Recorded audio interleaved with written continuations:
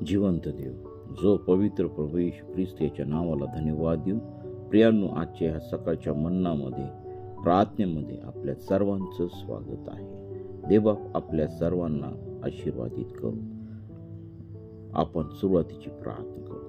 Hallelujah, स्तुती, धन्यवाद येशू देवबापा. आजचा जो शास्त्र भाग आहे त्याच्यावरती आम्ही मनन करत असताना प्रभू, तू आम्हा प्रत्येकाला तू सहाय कर. सर्व वाईट घाणेरड्या सर्व पापांची तू आम्हाला क्षमा कर आणि तुझ्या नावाचं गौरव होऊ दे. पित्या परमेश्वरा, आमचं जीवन स्वच्छ आणि पवित्र असावं यासाठी तू आम्हा प्रत्येकाला तू सहाय्य कर, मार्गदर्शन कर. हे देवा, आजची ही सकाळ तू आशीर्वादित कर आणि तुझ्या नावाचं गौरव होऊ दे. प्रभू परमेश्वरा, आजच्या ह्या सकाळच्या समय आम्ही आमचं जीवन तुला समर्पित करीत आहोत. प्रभू देवा, आजच्या ह्या सकाळच्या समय आम्ही आमचं जीवन तुला देत आहोत आणि तू आमचा स्वीकार कर. प्रभू, तुझ्या वचनातून बोलत असताना तू मला सहाय्य कर आणि प्रभू, तुझ्या प्रिय देवाचे जे प्रिय लोक आहेत त्या सर्वांना तुझं वचन कळू दे आणि तुझ्या नावाचं गौरव दे. पित्या परमेश्वरा, प्रभू, या सकाळच्या समय आमच्या प्रत्येकाचा ताबा तू घे. मी तुझ्या वचनातून बोलत असताना तू सहाय्य कर, मार्गदर्शन कर आणि तुझ्या नावाचं गौरव दे. प्रभू, इथून पुढची वेळ का सर्व काही तुझ्या पवित्र चरणाजवळ समर्पित करत आहे. प्रार्थना येशूच्या नावाने मागतो म्हणून आहे. आमेन, आमेन, आमेन. आपण हे गीत गाऊया आणि देवाच्या नावाला धन्यवाद देऊ. This is the day that the Lord has made, that the Lord has made. We will rejoice and be glad in it, and be glad in it. This is the day that the Lord has made. We will rejoice and be glad in it. This is the day that the Lord has made.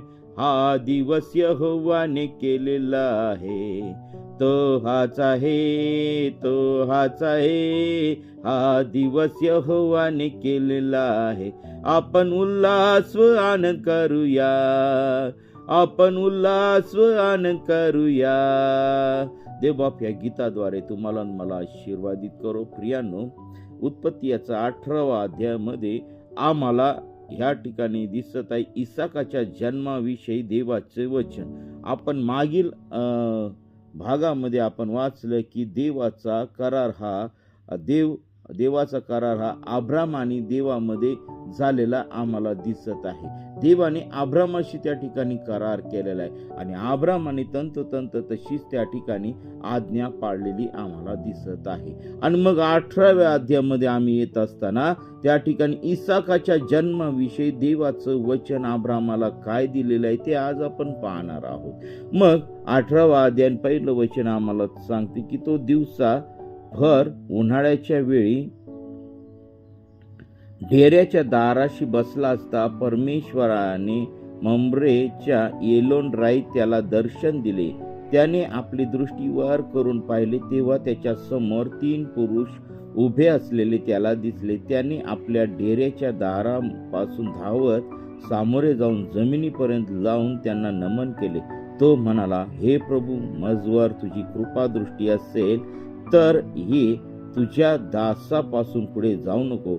थोडे पाणी आणू द्या. तुम्ही आपले पाय धुवून ह्या झाडाखाली विसावा घ्या. मी थोडी भाकर आणतो आणि तिचा आपल्या जीवास आधार करा, मग पुढे जा. यासाठी तुमचे व आपल्या दासाकडे येणे झाले असावे. ते म्हणाले की तू म्हणतोस ते कर. तेव्हा अब्राम त्वरेने डेऱ्यात सारेकडे जाऊन म्हणाला, 3 मापे सफीत लवकर घे, ते मळून त्याच्या भाकरी कर. अब्राम गुराकडे धावत गेला व त्यातले चांगले कोवळे वासरू निवडून चाकराकडे दिले. त्याने ते त्वरेने रांधले. नंतर अब्रामाने दही, दूध व ते रांधलेले वासरूही आणून त्यांच्या पुढे ठेवली आणि ते जेवीत असता तो त्यांच्याजवळ झाडाखाली उभा राहिला. पहा, ह्या ठिकाणी अब्राम जो होता त्याला ओळखण्याचं देखील दान होतं. त्याने त्या ठिकाणी उन्हाळ्यामध्ये डेऱ्याच्या दाराशी बसला असता परमेश्वराने ममरेच्या एलोनराई त्याला दर्शन दिले. त्याने आपली दृष्टी वर करून पाहिले, तेव्हा त्याच्या समोर 3 पुरुष उभे असलेले त्याला दिसले. त्याने आपल्या डेऱ्याच्या दारापासून धावत जाऊन समोरे जाऊन जमिनीपर्यंत लावून त्यांना नमन केले. पहा, या ठिकाणी अब्रामाने कोण व्यक्ती आहे, कुठून आल्यात, हे सर्व त्यांनी त्या ठिकाणी ओळखलेलं आहे. आणि पहा, त्यांनी त्यांचा आदर, सन्मान, पाहुणचार त्या ठिकाणी केलेला आम्हाला दिसत आहे. नाही तर आजच्या काळामध्ये आम्ही बघतो की साधा चहाचा प्याला देखील, ग्लास, कप देखील कोणी देत नाही, पाण्याचा ग्लास देखील कोणी देत नाही. प्रियांनो, आजच्या ह्या परिस्थितीमध्ये परमेश्वरापासून लोक दूर चाललेले आम्हाला दिसत आहे. ते फक्त स्वतःच्या जगाच्या भपक्यामध्ये जगत आहे. परंतु ह्या ठिकाणी अब्राम हा असा सर्वसंपन्न, देवाने त्याला सर्व गोष्टी दिलेल्या, खूप दासदासी त्याच्या हाताखाली होते, परंतु ह्या सर्व गोष्टी तो त्या ठिकाणी देवाच्या समोर तो ग्राह्य धरत नव्हता. त्याने समोरून येणारे ते 3 व्यक्ती आहे, ते देवाचे दूत आहे, देवाचे माणसं आहे, हे त्यांनी त्या ठिकाणी ओळखलेलं होतं. आणि म्हणूनच त्याने त्या ठिकाणी काय केलेलं आहे, त्या लोकांचा पाहुणचार त्या ठिकाणी केलेला आहे. आणि मग नंतर 9व्या वचनामध्ये ते त्याला म्हणाले की तुझी बायको सारा कुठे आहे? तो म्हणाला, ती पहा डेऱ्यात आहे. मग तो म्हणाला, पुढल्या वसंत ऋतूत मी तुझ्याकडे खात्रीने परत येईन, तेव्हा पहा तुझी बायको सारा हिला मुलगा होईल. त्याच्या मागे डेऱ्याच्या दारी सारा हे ऐकत होती. अब्राम व सारा ही वृद्ध वयातीत होती आणि स्त्रियांच्या रीतिरिवाजाप्रमाणे सारेला पाळी येण्याचे बंद झाले होते. तेव्हा सारा मनातल्या मनात हसून म्हणाली, मी जख्ख म्हातारी झाली आहे आणि माझा धनीही वृद्ध झालाय, तर मला आता हे सुख मिळेल काय? परमेश्वर अब्रामास म्हणाला, सारा का हसली?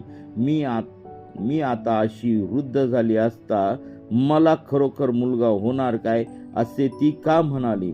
परमेश्वराला काही असाध्य आहे काय? पुढल्या वसंत ऋतूत नेमलेल्या समय मी तुझकडे परत येईन, तेव्हा सारेला मुलगा होईल. तेव्हा सारा नाकारून म्हणाली, मी हसले नाही, कारण ती घाबरली होती. पण तो म्हणाला, तू हसलीच. पहा, त्या ठिकाणी स्त्रियांच्या रीतिरिवाजाप्रमाणे सारीचं त्या ठिकाणी पाळी येण्याचं बंद झालं होतं, म्हणजे ती पूर्णपणे म्हातारी झाली होती. परंतु प्रियानो, देवाने जर अब्रामाला जो शब्द दिला होता, त्या शब्दावरती अब्रामाने त्या ठिकाणी विश्वास ठेवलेला आम्हाला दिसत आहे. परंतु ह्या रीतिरिवाजाप्रमाणे जर बघितलं तर, स्त्रियांच्या रीतिरिवाजाप्रमाणे बघितलं तर सारेला ज्या नैसर्गिक गोष्टी होत्या लेकरं होण्याच्या, त्या सर्व बंद झालेल्या आम्हाला त्या ठिकाणी दिसत आहे.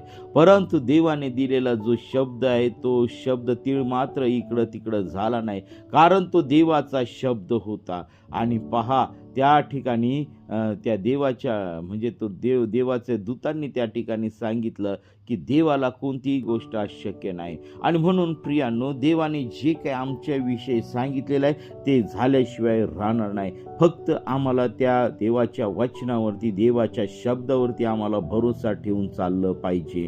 देवाच्या शब्दावरती संशय घेऊ नये, कारण देव हा जिवंत देव आहे आणि देव कधीही शब्द वळवत नाही, हे आम्हाला दिसून येत आहे. आणि म्हणून ह्या 15 वचनापर्यंत आम्हाला अब्रामाच्या बाबतीत आम्हाला ह्या गोष्टी दिसतात की त्याने आदर सन्मान त्या ठिकाणी देवाच्या लोकांचं केलेलं दिसत आहे. आजचे लोक देवाच्या सेवकांचा आदर सन्मान करत नाही, देवाच्या सेवकांना आज उलट बोलत आहे, देवाच्या सेवकांचा अपमान करत आहे. आणि म्हणून ते लोक आज आशीर्वादित होत नाही. त्यांच्या कुटुंबामध्ये प्रॉब्लेम आहे, त्यांच्या कुटुंबामध्ये समस्या आहेत, त्यांच्या कुटुंबामध्ये अडचणी आहेत. आणि म्हणून मी तुम्हाला देवाच्या वचनातून सकाळी सांगत आहे, देवाचा सेवक कोणताही कसाही असो, त्याचा आदर सन्मान करण्याचा तुम्ही मनामध्ये, तुमच्या कुटुंबामध्ये ती वळण लावून घ्या आणि देवाच्या सेवकाचा आदर सन्मान तुम्ही करा, कारण ते देवाचे सेवक आहे. आणि ह्या ठिकाणी ते पहा, ह्या ठिकाणी अब्रामाला जे दर्शन दिलेलं होतं ते देखील देवाचे दूत होते, आम्हाला त्या ठिकाणी दिसून येत आहे. पहा, परमेश्वराने पाठवलेला प्रत्येक व्यक्ती देवाचा दास आहे, त्याचा आम्ही सन्मान करायला पाहिजे. आणि मग पहा, त्यांनी त्या ठिकाणी आदरातिथ्य केलेलं आहे, त्यांनी त्यांचा पाहुणचार केलेला आहे, त्यांना जेवण दिलेलं आहे, पाणी दिलेलं आहे, त्यांना विसावा करण्यासाठी आपला डेरा उपलब्ध करून दिलेला आहे.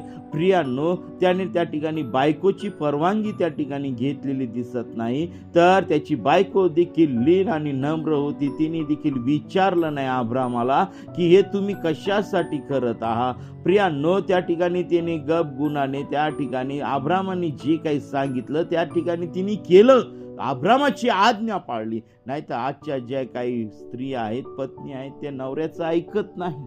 थोडे जर पाहुणे आले तर त्या म्हणतात की आम्हाला का सांगितलं नाही आधी. आणि मग पहा, तुम्ही हॉटेलातच नेऊन त्यांना जेवण चारा, हॉटेल तर दूरच राहिलं, पण साधा चहाचा कप देखील देत नाही. परंतु ह्या ठिकाणी आम्हाला अब्राम आणि सारा यांचं जीवन आम्हाला धार्मिक नीतिमत्व त्यांच्या जीवनामध्ये दिसून येत आहे.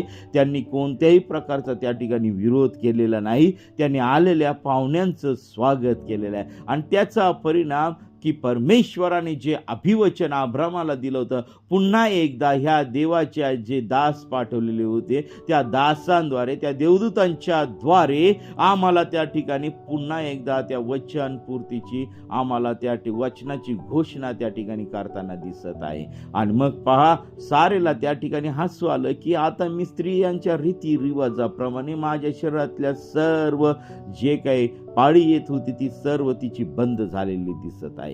आणि अब्राम देखील वृद्ध झालेला आम्हाला त्या ठिकाणी दिसत आहे. ती मनामध्ये हसली. हे त्या देवदूतांनी ओळखलं आणि ते म्हणले की सारा, तू का हसलीस. मग ती घाबरली, म्हणली मी नाही हसले. आणि त्या ठिकाणी परमेश्वरावरती तिने, परमेश्वराच्या शब्दावरती तिने संदेह घेतला असं म्हणता येणार नाही, परंतु ती मनातल्या मनात हसली की कारण आता हे कसं काय शक्य होणार. परंतु प्रियांनो, मी तुम्हाला सांगत आहे, मनुष्याला अशक्य आहे परंतु देवाला कोणतीही गोष्ट अशक्य नाही. त्याला सर्व काही शक्य आहे. म्हणून आमचे प्रॉब्लेम, आमच्या समस्या त्या देवाकडे घेऊन जात असताना प्रियांनो, आम्ही देवावरती अविश्वास कधी दाखवू नये. विश्वास ठेवून ती गोष्ट आम्ही मागितली पाहिजे, म्हणजे देवबाप आम्हाला दिल्याशिवाय राहत नाही. आणि देवबाप करो या छोट्याशा वचनाद्वारे तुम्हाला आणि मला आशीर्वादित करो. जसं अब्रामाला देवाने आशीर्वादित केलेलं आहे, साराला आशीर्वादित केलेलं आहे, तसंच देवबाप तुम्हाला आणि तुमच्या परिवाराला देखील आशीर्वादित केले.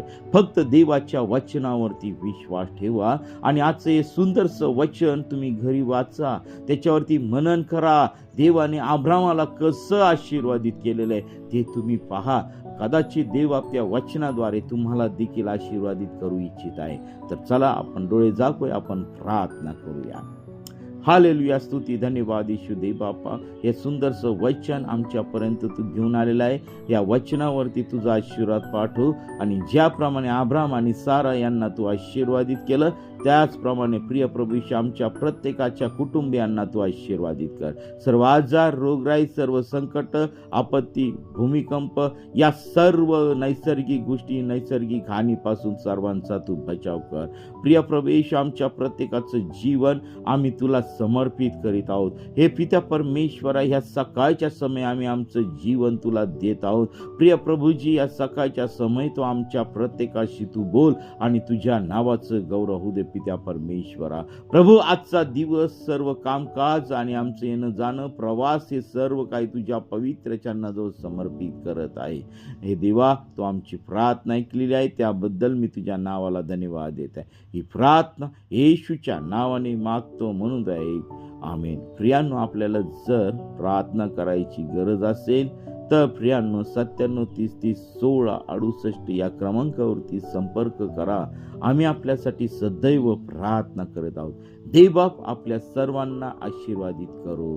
आमेन, आमेन, आमेन, आमेन.